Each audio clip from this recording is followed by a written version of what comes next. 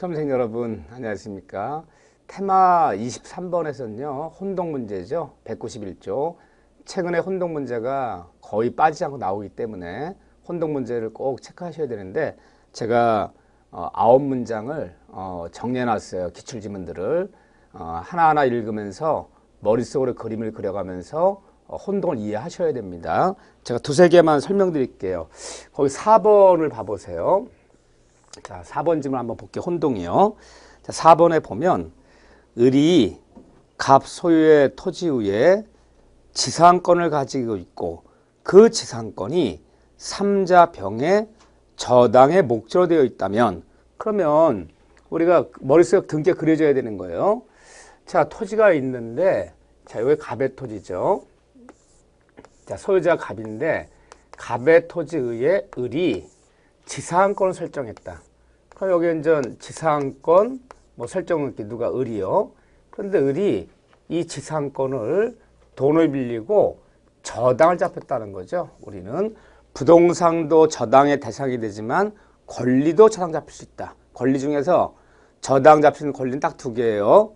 지상권, 전세권만 저당이 가능한 거지 다른 권리는 저당이 안 되는 거예요. 그런데 거기에 병이라는 사람이 돈을 빌려줘 저당을 잡았다. 저당 무슨 등기로? 부기등기. 권리저당은 항상 부기등기로. 1, 부기 2로. 그래서 이 순위를 유지해야겠죠. 순위까지 잡아야 되니까 순위 유지하기 위해서 이 지상권부 저당 설정 등기.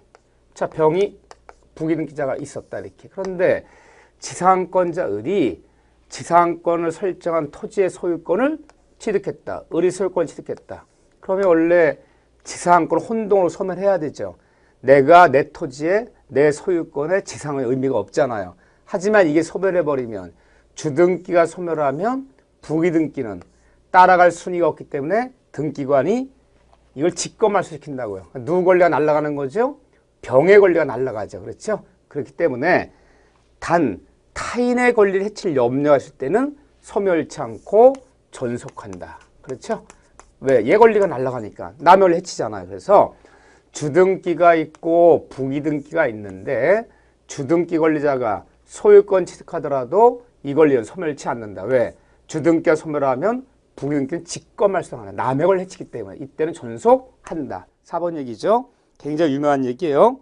그런데 그 5번 좀 봐보세요. 거의 같은 얘기죠.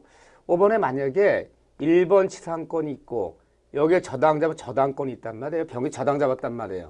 근데 저당 잡은 사람이 이 지상권을 취득했어요. 누가? 부기등기자가. 지상권을 저당 잡았는데 저당 잡은 그 저당권자가 저당 잡은 지상권을 취득했다. 그러면 여기다 1, 부기등기가 넘어가는 거예요. 지상권 이전. 지상권을 취득했다. 누가? 병이. 그럼 병이라는 사람은 내가 내 지상권에 저당 잡은 꼴이 되는 거죠. 그러면 이 저당권을 혼동으로 소멸해야지. 의미가 없잖아요. 아, 그러니까 5번 얘기는 을구에서 벌어지는 혼동이구나. 을구에서 제한물건과 제한물건의 혼동이 벌어지는데, 그렇죠? 주등기가 있고 부기등기가 있는데 그 부기등기 잡은 주등기의 권리를 자기가 취득하면 자기가 자기 지상권에 저당 의미가 없는 거죠. 그래서 저당권자 지상권을 취득하는 순간 이 저당권 혼동으로 소멸하는 거죠. 이게 5번 얘기죠. 그래서 4번과 5번 정도만 풀 줄 알면 혼동 문제는 거의 다 풀린다는 거죠. 나머지는 하나씩 읽어봐야 돼요. 그런 다음에 7번 얘기 볼까요? 7번이 굉장히 중요한 얘기죠. 혼동으로 작은 권리가 있는 사람한테 그 권리를 포함하는 더 큰 권리가 주어져 버리면 작은 권리는 큰 권리 없어지는 것은 혼동으로 작은 권리가 소멸하는 것은 절대적 소멸이다. 상대적 소멸이 아니다. 기억나시죠? 절대 소멸이기 때문에 다른 말로 얘기하면요. 상대적 소멸이라는 게 아니에요. 절대 소멸이기 때문에 어떤 이유로 혼동 이전의 상태가 다시 복귀되더라도 한번 소멸한 권리는 다시는 부활하지 않는다. 자, 이 얘기죠. 그러나라는 얘기가 중요하죠. 그러나 혼동을 일으킨 원인 자체가 예를 들면 소유권을 취득하는 원인 자체가 그 원인 자체가 처음부터 부존재, 소유권을 취득하는 원인 자체가 부존재하거나 그것이 소유권을 취득하는 원인 자체가 무효가 됐다면 그러면 그렇다면 처음부터 소유권 취득이 안 된 거로 보는 거잖아요. 처음부터 혼동은요 생기지 않았던 게 되는 거죠. 생기지 않았던 것이 되기 때문에 을구에는 작은 권리는 다시 소멸치 않고 존속한다. 앞문장과 뒷문장을 구분할 줄 아셔야 돼요. 이거 굉장히 중요한 얘기다. 그래서 여러분들이 4번 한번 그림 그려보고 5번 그림 그려보고 7번의 의미를 가만히 잘 생각하셔야 돼. 그렇죠. 이 구분하는 거 수업 시간에 몇 번 강조했어요. 4번, 5번, 7번만 할 줄 알면 혼동이 다 풀린다. 이렇게 봐주시고요. 자, 그런 다음에 테마 24번이죠. 나머지는 여러분들 다 정리하라는 거죠. 이렇게요. 그래서 우리 테마 강의를 듣는 것은 제가 공부할 자료를 주는 거죠. 공부할 자료를 주고 우리가 기본 강좌라든가 심화학년을 통해서 학습한 것을 가장 핵심을 요약하는 핵심 정리가 되는 거죠. 자, 테마 24번이죠. 자, 테마 24번에 보면 점유의 관념화 그래서 세 가지 얘기를 하죠. 점유의 상속, 간접 점유, 점유 보조자. 이 세 가지 경우는 현실적으로 어떤 물건을 현재 지배하지도 않는 사람한테 점유권 인정해준 현상을 점유의 관념화라 부르죠. 이렇게요. 거기서 여러분들 쭉 읽으시면 되는데 거기 점유권 상속 보세요. 점유권의 상속. 자, 간단한 얘기지만 이 점유의 상속 얘기도 우리 193조지만 단다시면 잘 나왔던 질문이 한 두세 번 나왔죠. 자, 읽어드릴게요. 자, 2번에 점유권의 상속. 점유권은 상속인에 이전한다. 현실적으로 상속인이 물건에 대한 사실상의 지배를 취득하지 않았더라도 또는 상속인이 상속 사실 알지 못하더라도 돌아가신 분의 부모님의 물건을 현재 상속인이 지배하든 안 하든 알든 모르든 관계없이 부모님이 돌아가신 순간 지배하지 않아도 설령 상속사 알지 못했더라도 점유권은 상속인에게 이전된다. 이게 관념하잖아요. 왜? 자, 상속인은 지금 자식은 미국 가 있단 말이에요. 이 싸가지 없는 자식이라 미국에서 연락도 안 와요. 몇 년 연락도 끊겼어. 홀로 사시던 부모님이 돌아가셨어요. 그러니까 부모님의 모든 점유권은 그 미국에 있는 자식이 상속인이 알든 모르든 지배하든 안 하든 딱 돌아가시는 순간 점유권은 상속인한테 이전돼서 그 미국에 있는 자식은 돌아가신 부모님의 그 물건에 대해서 점유권이 인정된다는 거예요. 지배하지 않더라도 인정된다. 이게 점유의 관념 현상이다. 알든 모르든 지배하든 안 하든 관계없이 점유권은 상속인에게 이전한다. 이 질문 간단한 질문을 봐주시고요. 그런 다음에 우리가 점유 보조자에서는 거기 효과 볼 줄 알면 돼요. 점유 보조자. 자, 점유 보조자에서는 효과. 거기 3번에 있죠. 정리하는 거 효과. 자, 이거 볼 줄 알면 점유 보조자는 점유자가 아니다. 점원, 직원, 파출바 점원이 점포주인, 집주인의 지시에 쫓아 물건을 지배하는 자들은 현재 물건을 지배하더라도 점유보조자에 불과하고 점유자가 아니다. 점유자한테 점유권 인정하지 않는다. 그럼 누가 점유권 인정되는 것이죠? 지시 내리는 점유주, 점포주인, 집주인, 자가용주인 그 사람이 점유자지. 점유자는 점유권이 없다. 점유가 없기 때문에 점유자는 누가 점유를 침해하더라도 점유권자한테 인정하는 점유보호청구권 이거 행사할 수 없다. 하지만 점유보조자도 도둑놈이 들어왔다면 도둑이야 도둑 내쫓고 잡을 수 있다. 즉 점유주를 위해서 점유보조자도 자력 구제권은 인정된다. 그렇죠? 자, 여기서 이제 하나 주의할 게 있어요. 자, 이 얘기는 우리 완전 가장 기본적인 얘기고요. 두 번째는 이 점유보조 관계는 중첩적으로 성립할 수 없다. 주의하셔야 돼요. 간접 점유는 중첩적으로 성립할 수 있지만 점유보조 관계는 중첩적으로 있을 수 없다. 즉, 두 명의 점유주가 있을 수 없다는 거예요. 점유주 딱 한 명이라는 거예요. 보세요.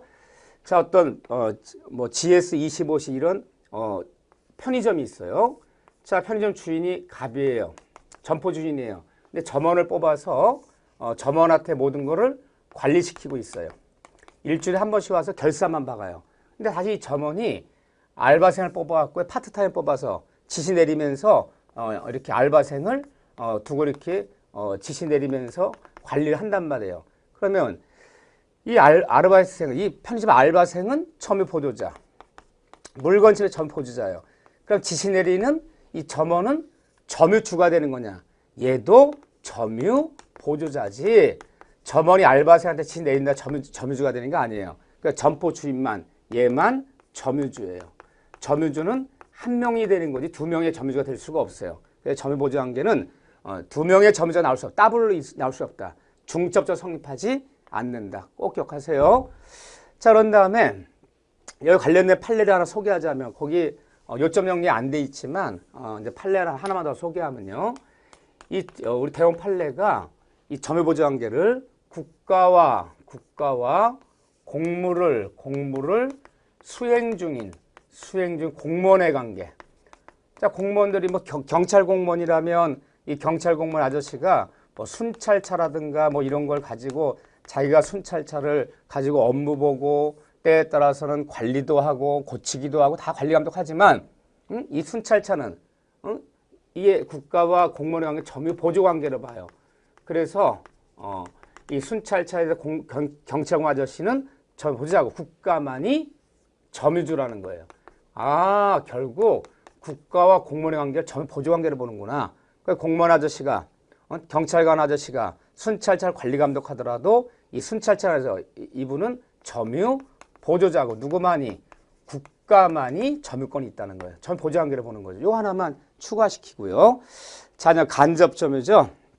간접 점유는 여러분들이 그 성립 요건에서 2번에 성립 요건에서 2번 동그라미 2번에 동그라미 2번 요거만 여러분들이 볼 줄 알면 된다.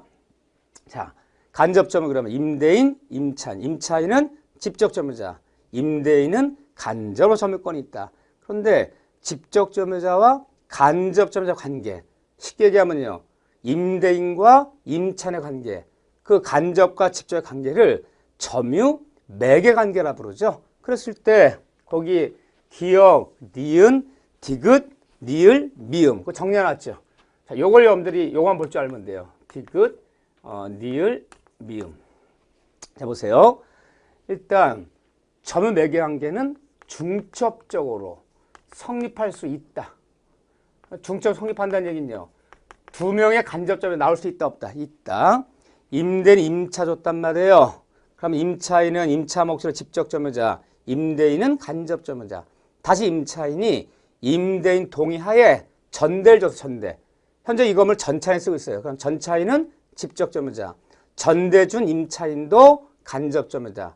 본래 임대인도 간접 점유자. 간접 점유는 더블로 나올 수 있어요. 그렇죠? 아까 보면요.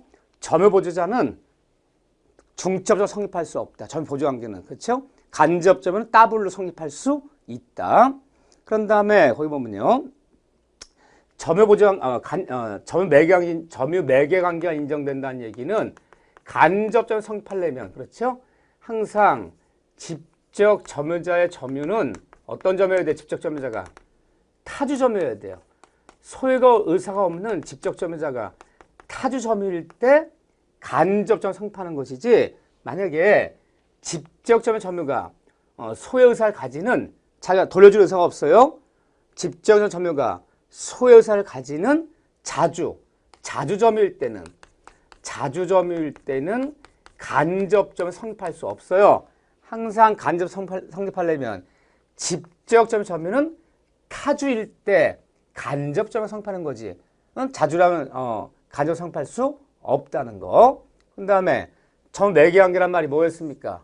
언젠간 간접이 직접한테 임대계약이 끝나는 날, 전세계약이 끝나는 날 내 물건을 돌려달라. 목적물 반환 청구권 인정되면 그것이 있다면 목적물 반환 청구권이 있다면 그게 바로 점유 매개 관계죠. 그게 있다면 간접점 인정하지만 점유 매개 관계 인정이 안 된다면 간접점 성립하지 않는다는 거. 자, 이런 얘기들을 꼭 여러분들이 기억하셔야 돼요. 반환 청구권 인정돼야지 간접점 인정된다는 거. 간단하게 봐주면 돼요. 간단하게 정리해 주시고요. 자, 그런 다음에 테마 25번이에요. 테마 25번에 보면 점유의 효력. 이 점유의 효력 얘기가 특히나 우리가 중요하죠. 뭐 수업 시간에도 점유의 효력 쉽게 해서 점유자와 몇 번 강조했어요?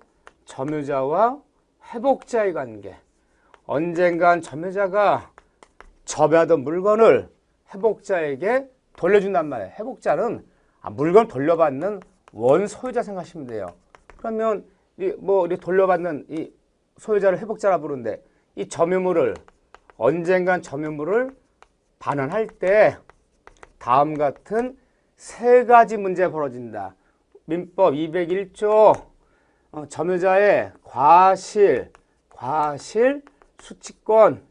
여기 반드시 한 문제 나오는 제가 별표 3개 쳤던 부분이에요.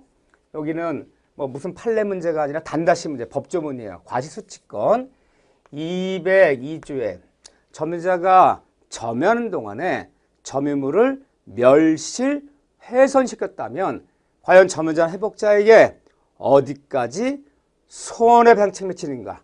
점유물의 202 점유물의 멸실, 훼손에 대한 배상 책임 어디까지인가? 기억나시나요?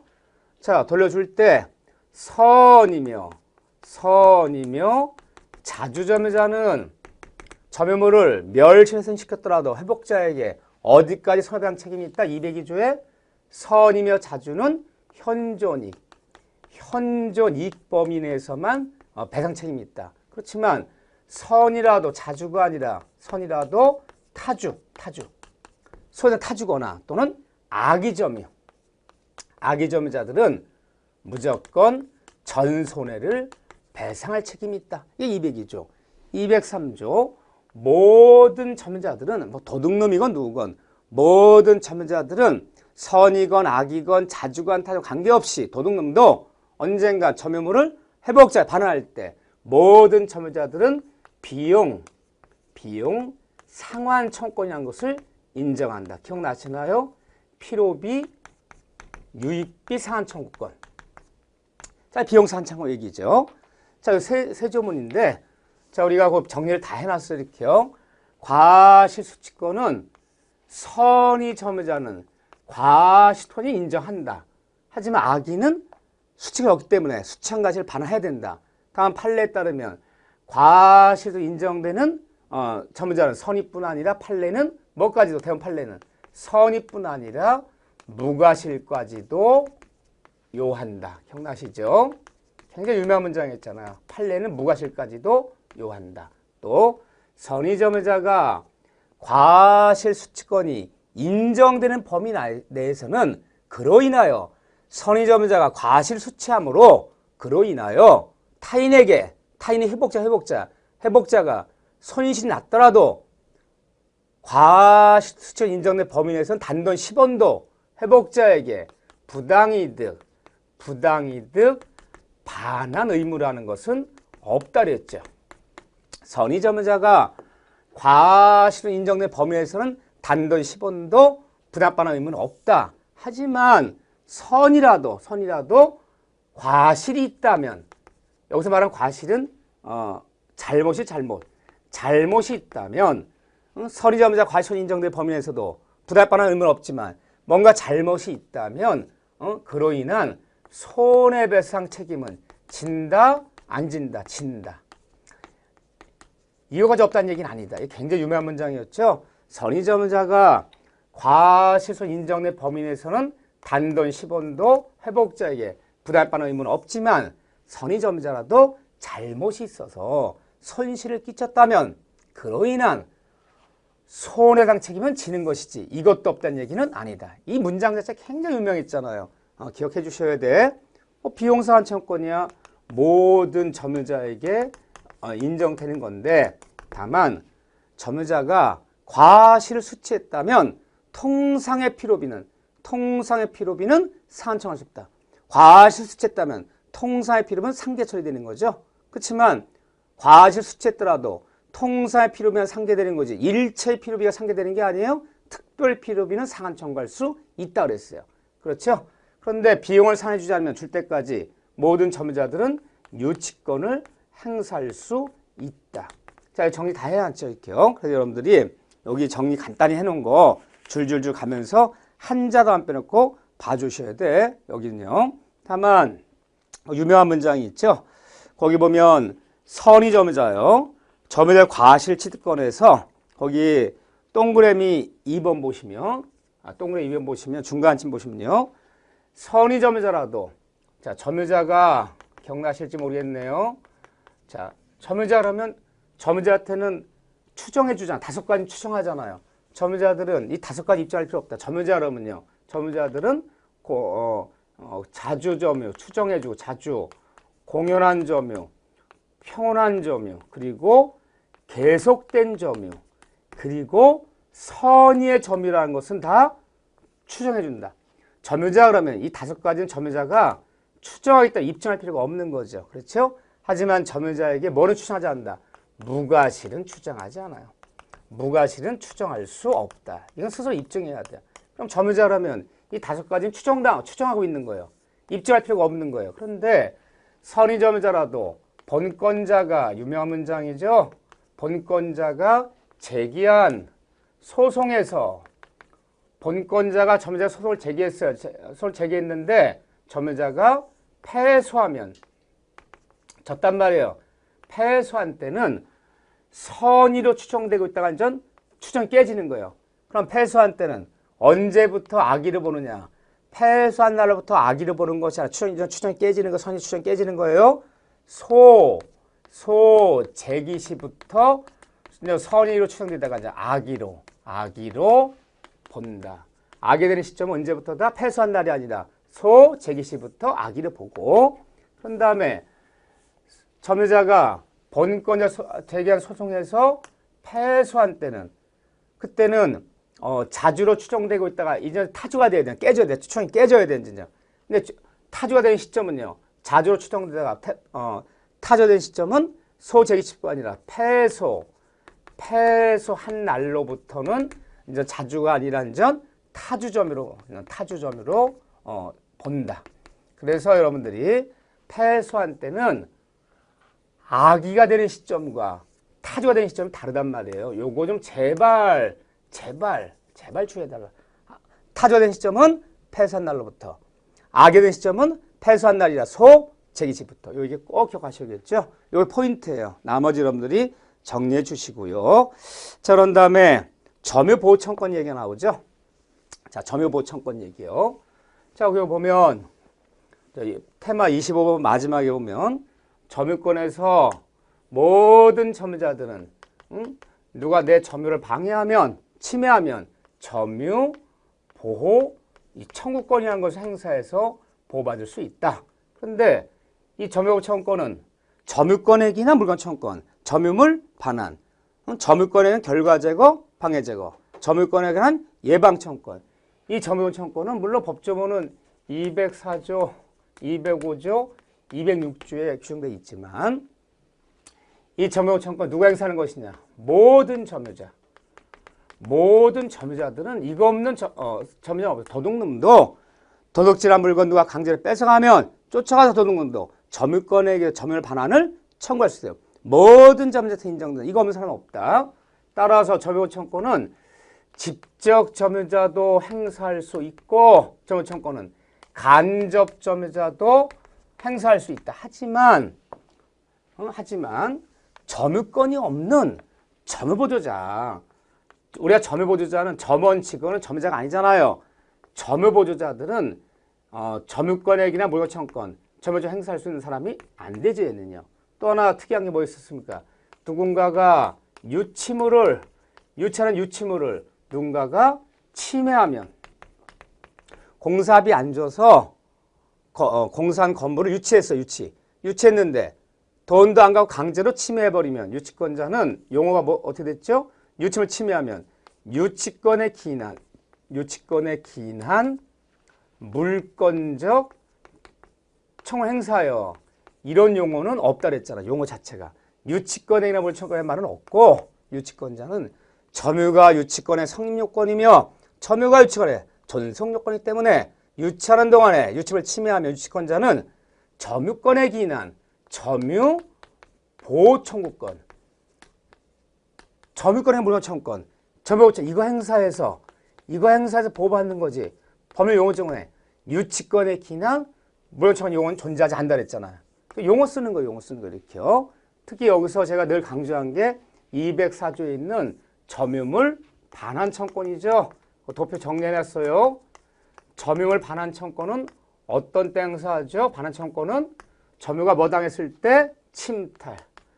침탈이 아니라면 점유권에 기난 절반을 청구할 수는 없다. 딱 침탈이 아닌 점유물을 사기, 횡령, 배임 이런 것은요. 점유자가 내가 내 손으로 점유물을 넘겨준 거예요. 내가 내 손 넘겨준 횡령, 배임, 사기는 점유권에 기한 반환 청구할 수 없고 침탈, 강제로 빼앗아간 경우만 행사해라. 그렇죠? 두 번째, 언제까지? 침탈 날부터 1년. 1년 행사해야지. 1년 지나면 점유권에 기난 점유 반환 청구할 수 없다. 이 더군다나 1년은 점유권에 기한 점유 반환 청구 1년은 소재기 기간이다. 이게 판례죠? 점유자가 도둑놈이 도둑질한 시계를 너 강제로 뺏어가면 1년 내 반환 청구하지 못하면 반환 청구가 없어지는데 1년 내 소를 제기하라. 소제기 기간이다. 1년은 소제기 기간이며 제척 기간이다. 자, 수업 시간 다 말씀드린 거예요. 자, 이렇게 표현하는 거죠. 그런 다음에 상대방 누구한테는 안 된다? 점유권에 기난 점유 반환 청구권은 침탈자 행사할 수 있어요. 침탈자의 포괄 승계인, 상속인 행사할 수 있어요. 침탈자의 악의의 특별 승계인에게도 행사할 수 있지만 누구한테는 안 된다? 점유권에 기난 점유 반환 청구권은 선의의 특별 승계인에게는 행사할 수 없다. 얘한테는 안 된다. 요게 특이했잖아요. 소유권에 기난 모점 반환청구는 이런 제한들이 없어요. 하지만 점유권에 기난 점유 반환청구는 이런 제한이 있단 말이에요. 얘한테는 행사할 수 없다. 그런데 뭘 행사하는 거냐? 점유물 반환해달라. 점유물 반환 및 손해배상 둘 다 물을 수 있다. 자, 간단한 파트지만 여기 항상 요거 점유물 반환 청구권 침탈 1년 선의의 특별 행사할 수 없다. 요거 꼭 기억하셔야죠. 요걸 바탕으로 사례 문제도 풀 수 있어야 돼요. 자, 요런 것들을 여러분들이 꼭 정리를 해 주셔야 되고 그런 다음에 테마 26번 볼까요? 자, 반드시 핵심만 정리했기 때문에 여기 정리된 것은 하나도 안 빼놓고 다 여러분들이 서너 번 읽어서 줄줄줄 나와줘야 돼요. 이 테마 특강 52강, 52선 요 정도만 좀 소화시켜도 70점대는 다 들어가는 점수예요. 여러분들이 꼭 소화를 시켜줘야 돼요. 자, 소유권 파트에서는 테마 26번에 상린관계죠. 상린관계도 우리 한 문제가 꼭 나오는데 특히 상린관계에서 거기 뭐 간단히 정리한 거 그냥 뭐 객관식이니까 잘 나오는 건 아니지만 관습이 우선하는 상린관계가 좀 있어요. 요거 뭐 암기를 해주시면 감사하고 뭐 외우지 않아도 좋긴 한데 뭐 그 전에 한 1회 때부터 굳이 말하자면 한 17, 18회 때까지는 관습 우선하는 상린관계 이거 가끔가다 나왔었어요. 최근 한 5, 6년은 좀 뜸하지만요. 관습 우선하는 거 그러면 여러분들이 이렇게 알고 계세요. 물에 관한 것 중에 용수, 물 사용제가 있어요. 용수, 배수, 인수, 저수라는 게 있어요. 저수요. 용수, 배수, 인수, 저수. 얘네 사용제, 김용수, 김배수, 김인수, 김저수. 이 용수, 배수, 저수가 다 규정이 있어요. 물을 어떻게 쓸 것이냐, 어떻게 물 뺄 것이냐, 어떻게 물 끓을 것이냐, 어떻게 물을 저장할 것이냐. 이거는 규정이 있지만 관습이 있다면 관습에 따라라. 관습이 우선해요. 이 물에 관한 게 이 관습이 우선한 게 많아요. 두 번째는 어떤 물의 소통이요. 물의 소통 공사 비용이요. 물을 소통시키려고 그래요. 이렇게 농사지은 땅인데 또랑이 너무 작아서 자꾸 장마좀 넘쳐요. 이 물을 어떻게 끌어쓸 것이냐. 운논, 밑에 논, 뭐 어떻게 물을 써서 이 뭐를 심을 것이냐. 이 소통 공사 비용이라는 게 있어요. 소통 공사 비용. 물의 소통 공사 비용 어떻게 한다는 규정이 있어요. 있지만 이와 같은 관습이 있다면 관습이 우선한다. 그냥 용수, 배수, 인수, 저수, 물의 소통 다 물 얘기잖아 이렇게요. 그 다음에 세 번째 보면요. 이런 얘기가 있어요. 경계표. 이웃끼리 있는 경계표. 담 쌓는 거. 논뚝, 밭뚝. 경계표 설치 비용. 원래 경계표 설치 비용은 반씩 부담하라는 거예요. 왜? 경계표는 인지 소유자 공유로 추정한단 말이에요. 그래서 장마 때 담이 넘어지면 이웃길 반씩 내라는 거예요. 논둑이 터지면 아랫논 윗논 소유자가 반씩 부담하라는 거예요. 그 다음에 경계표 설치 비용, 측량 비용. 이웃길 경계 측량해 보려고 그래요. 이 측량 비용을 어떻게 한다 법조문에. 측량 비용은 반씩 부담하는 것이 아니라 면적 비율로 부담한다라는 규정이 있어요. 그런데 경계표 설치 비용, 뭐 담을 쌓거나 논둑 밭돌을 쌓거나 경계 측량 비용은 면적 비율로 이건 반씩 부담하라. 그렇지만 이와 다른 관습이 있다면 관습에 따라라. 관습이 우선해요. 요 정도 봐주셔야 돼. 하나만 더 볼게요. 하나만. 이 경계선상에서 거리 제한 규정, 거리 제한 규정. 경계선상에서 건축물을 축조할 때는 건물을 질 때는 얼마 뛴 다음에 건물 져라. 반 미터 뛰어라. 0.5m 뛴 다음에 건물 지라는 규정이 있어요. 그렇죠? 경계선상에서 건물을 축조할 때는 경계로부터 0.5m, 반 미터 뛴 다음에 건물을 축조해라. 그렇지만 이와 다른 관습이 있다면 관습에 따라서 거리 뛰라는 거예요. 관습이 우선한다. 관습이 없다면요. 없다면 반 미터 뛰고요. 그래서 관습 우선은 네 가지예요. 용수, 배수, 인수, 저수, 물의 소통, 물레이죠. 관습이 우선한다. 관습에 따라가라. 경계표 설치, 측량 비용은 법에 다 규정되어 있지만 관습이 있다면 관습에 따라서 부담해라. 경계선 거리 제한, 경계로부터 0.5 뛴 다음에 건물 칠하는 것은 다른 관습이 있다면 관습에 따라 거리를 띄어라. 이 네 가지. 이왕 나온 김에 이 정도만 꼭 기억해 주세요. 이 정도만 꼭 기억해 주시고요. 그 다음에 거기 보면 뭐 우리가 주의토지 통행권 얘기야. 우리가 너무너무 많이 봤어요. 제가 상인관계 그러면 길 문제, 주의토지 통행권 문제죠. 요거. 여러분들 이걸 만날 확률이 가장 커요.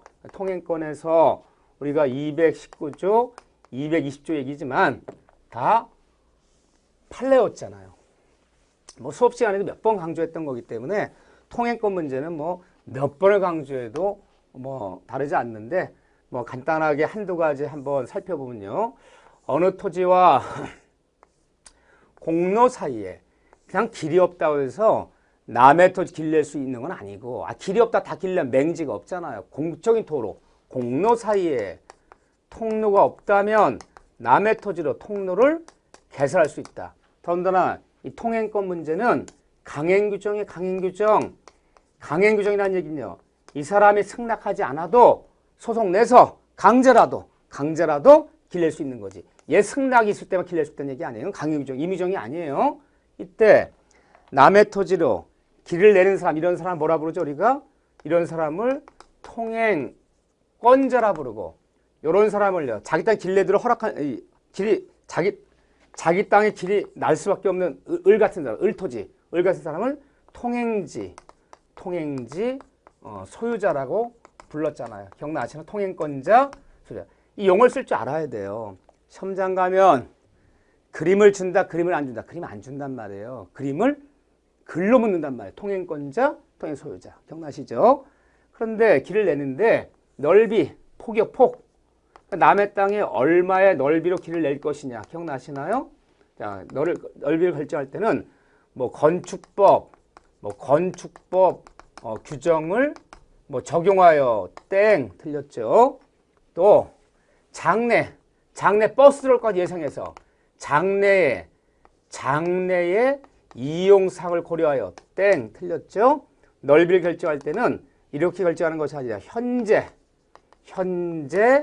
필요한 범위 내에서만 통로를 결정해야 되는 거죠. 또 통로를 낼 때, 남의 땅에 길을 낼 때 혹시 장애물이 있다면, 여기 뭐 과수나무가 있고 사과나무, 배나무가 있고 막 그래요. 그렇다면 이 장애물도 뭐 할 수 있다? 장애물도 제거할 수 있다. 장애물도 제거할 수 있고요. 필요하다면 돌계단도 쌀 수 있고, 필요하다면 도로도 포장할 수 있어요. 그렇죠? 이렇게요. 근데 길을 냈다가 또 필요하다면 길을 옮길 수 있다, 없다? 옮길 수도 있다. 물론 옮기는 것이 얘를 괴롭히려고 옮기는 것이 아니라 옮기는 것이 더 합리적이고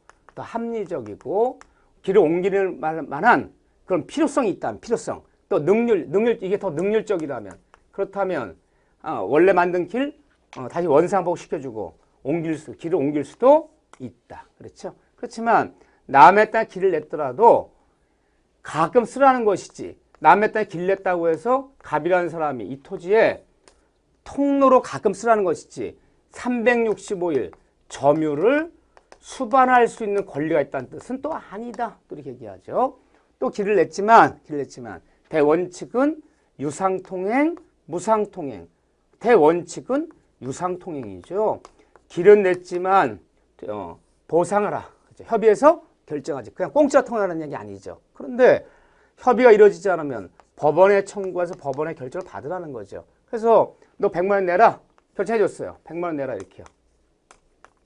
그럼 결정 받으면 나중에 여기 또 딴 사람이 또 이 길을 쓸 일이 생겼어요. 병이라는 사람이. 또 이런 사람 길을 쓸 일이 생겼어요. 정이라는 사람이. 그럼 얘들은 다 뭐예요? 얘 허락만 얻으면요. 다 무상통행이죠. 유상통행권자의 허락을 얻어서 출입한 자들은 무상이다. 길값은 몇 명한테만 받아라. 한 명한테만 받으면 받을 수 없다는 거지. 다니는 사람마다 다 길값 받으라는 얘기 아니잖아요. 그래서 말을 편하자면 사용료 길값을 한 명한테만 받으면 다 보상받은 거예요. 다니는 사람마다 다 돈 받으면 톨게이트 장사한다 그랬죠 제가요. 그래서 얘들은 다 인전 무상이다. 한 명한테만 받으면 나머지한테는 다 무상이지 다니는 사람마다 길값 받을 수 있다는 얘기는 아니다. 기억나시죠? 하지만 무상통행 예외가 있었죠. 무상통행. 원칙 유상통행이지만 공내 접하는 한 필지 토지였으나 이것이 일부 분할로 일부 양도로 원래 갑이 토지 이렇게 분할했으면 통도 다 있는 건데 이렇게 분할해서 갑이 요 토지를 을한테 팔아먹었어요. 그럼 을이라는 사람은요. 일부 분할된 토지, 통도 없어진 토지는 이 사람 무조건 분할지상, 분할시킨 땅이죠. 분할지상으로 무조건 통로를 무조건 개설할 수 있다. 강행구죠. 더군다나 무슨 통행? 을은 무상통행. 하지만 무상통행은 일부 분할 당시 취득자, 을에 하나는 것이지. 을이 이 땅 사서 갖고 있다가 5년 만에 병한테 땅을 팔아먹었어. 이 땅을. 그러면 이 토지에 전득자. 자, 얘도 통행권이 있다 없다. 통행권은 인정한다. 통행권은 인정하지만 너는 다시 뭐로 돌아가라? 유상으로 돌아가야지. 너까지 무상이라는 얘기는 아니다. 무상통행은 일부 분할 당시 일부 양도당 취득자, 얘 하나는 것이지 이 전매되면 너까지 무상이라는 얘기는 아니다. 넌 유상으로 돌아가야 된다. 기억나시죠? 그 다음에 통행권과 자, 이건 뭐 중요한 얘기가 많았어요. 이렇게요. 수업 시간에. 자, 요즘은 길 문제, 통행권 문제 반드시 나와요. 여러분들이 뭐 여기는 얼마지 많이 정리해도 좋아요. 이 통행권과 뭐 아파트라든가 이런 사람들의 주거 생활에 보여. 아파트도 넓은 아파트는 중간에 이 도로 있잖아요. 근데 동네 사람들이 다 아파트로 들어와서 통과해서 정문으로 해서 후문으로 차 몰고 나간단 말이에요. 통행권과 주거생활의 보호가 충돌하면 어느 게 우선한다? 주거생활이 우선하기 때문에 통행권보다 이게 우선하기 때문에 아파트 정문에서 아파트 소유자 아닌 사람들 차 몰고 후문으로 나가는 거 그 경비원들이 스티커 붙여놓고 돌아가라 통제할 수 있다 없다? 있다. 통행권보다는 주거생활의 보호가 우선이기 때문에 아파트 소유자 아닌 사람들은 이 아파트는 통로이자 동시에 대지권이 하면 대지권. 그러니까 아파트 소유자들만 차 몰고 들어와서 나가셔야지. 아파트 소유자 아닌 사람들은 스티커 안 붙인 사람들은 경비원들이 출입 빠지면 다른 데 돌아가라 할 수 있다 없다? 있다는 거. 통행권보다는 주거생활 보호가 우선이다. 뭐 이런 얘기들. 자, 여기 뭐 충분히 봤어요. 간단하게 정리했지만 이 부분을 잘 정리해 주셔야겠죠. 자, 이렇게 해서 정리를 여러분들이 테마 26번까지만 해놓으면 다음 시간에 테마 27번부터 나머지 얘기를 다시 살펴보도록 하겠습니다. 자, 여러분들 한번 이 강의를 통해서 테마를 한 5개 정도씩 이렇게 하면 한 번 할 때마다 내가 딱딱 하나씩 더 알아간다. 하나씩 복습하고 내가 아는 지식 하나씩만 더 추가한다. 한 발짝씩만 내가 더 뛴다. 그게 모여서 10점이 되고 그게 모여서 5점이 되는 거예요. 그래서 여러분들이 굉장히 더딘 작업이지만 굉장히 인내심을 가지고 콩나물실에 물 준다는 기분으로 물을 주면 물이 빠지지만 콩나물싹이 나잖아요. 매일매일 물 준다는 기분으로 하고 또 잊어먹고 또 반복하고 그러면서 서서히 눈 사이드에 쌓이는 거 이렇게요. 하늘에서 눈이 펑펑 내려도 처음에 눈이 다 녹아서 없어져요. 두 번, 세 번 녹은 다음에 쌓이면 수북히 쌓여 올라오죠. 바로 지식이라는 게 그런 거예요. 공부라는 게. 조금만 성실하고 조금만 인내심이 있으시면 되는 거지 조급하면 안 돼요. 자, 여러분들 조금만 힘내시 바랍니다. 자, 여기까지 정리하고 다음 시간 테마 27강부터 또 정리하도록 하겠습니다. 자, 여러분들 수고하셨습니다.